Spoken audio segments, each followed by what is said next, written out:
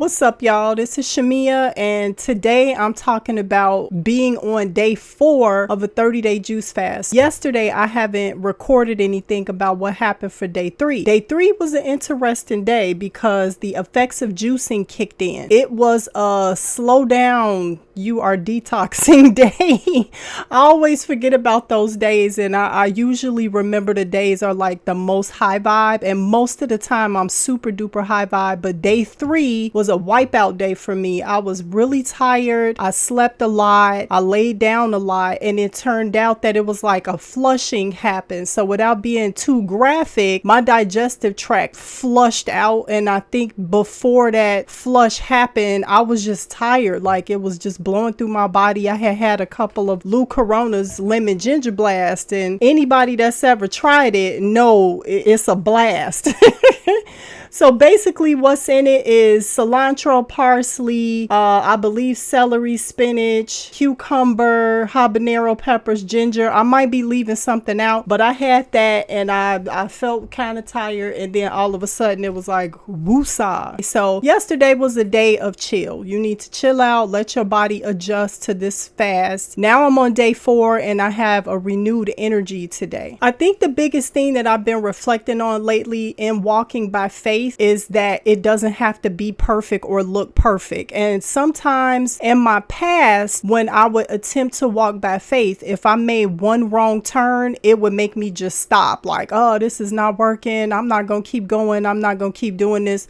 But the truth is you got to actually start moving forward so that God can direct your steps. But if you're not moving, it's like sitting in a car in a parking lot, but not putting it in drive. You got to actually start to move the car so he can begin to tell you to make a left turn or a right turn. And the faithful thing about him, even if we don't get it perfect, if you make a wrong turn, God's reaction is the same as the navigation system in the car. It's like you turn left when you were supposed to turn right.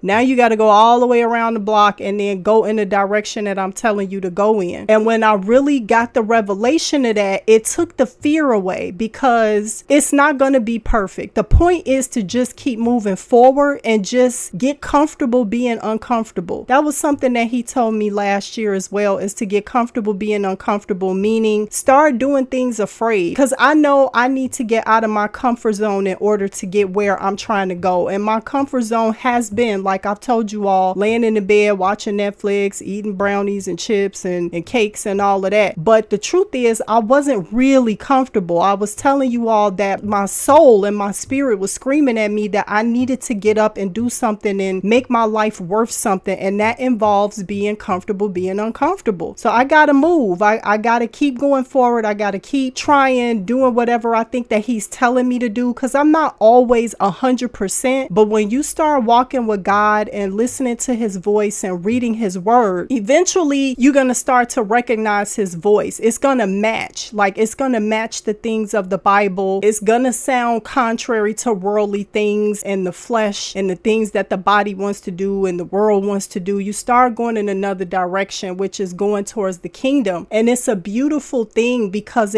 for me, it builds up my motivation. It makes me feel more confident. It makes me feel like I'm more in alignment. So get comfortable being uncomfortable actually becomes comfortable, because now my spirit and my soul is not screaming at me anymore, because I'm walking towards purpose and I'm cool with whatever mistakes I make along the way. We're human. We're supposed to make mistakes. I don't know why I was so bent out of shape over the mistakes. When I really sit and think of the psychology of that, I think there was this association with messing up and getting a whooping. And even though I stopped getting whoopings, somehow, I don't know if they call it the Pavlovian theory, but somehow even removing the whippings out of the equation, I still was carrying the trauma or the fear of messing up. And it's like, well, we supposed to mess up. When you were a little one, like a toddler, and you first started to learn how to walk, you kept falling and everybody was cheering you on while you were falling. But it seemed like somewhere along the way, as we gotten older, we don't give ourselves the same grace that you would give a toddler when they're learning something new. All of us are learning things new when we are moving forward in our direction. Yes,